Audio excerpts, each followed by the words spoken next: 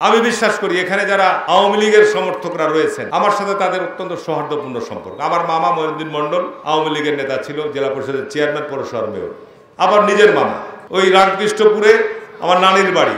আমি যখন ভোট করি তখন ওই এলাকার আত্মীয়র টানে যারা নৌকাকে ভোট দেয়, আত্মীয়র টানে আমাকে সব ধানের শেষে ভোট দেয়। আবার মঈনুদ্দিন মণ্ডল যখন ভোট করে মেয়রে, আমার সাথে কখনো তার সংঘাত হয়নি।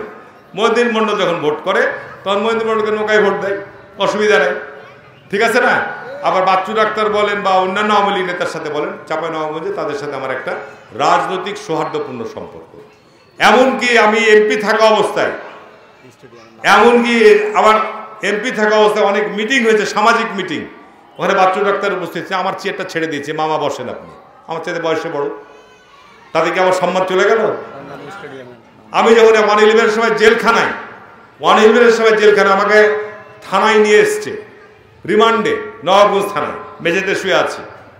বাচ্চু ডাক্তার সকালবেলা হাঁটতে হাঁটতে যে আমাকে দেখতে গেছে, তার বাড়ির পাশেই থানা। এইটা হলো আপনার একটা সম্পর্কের ব্যাপার।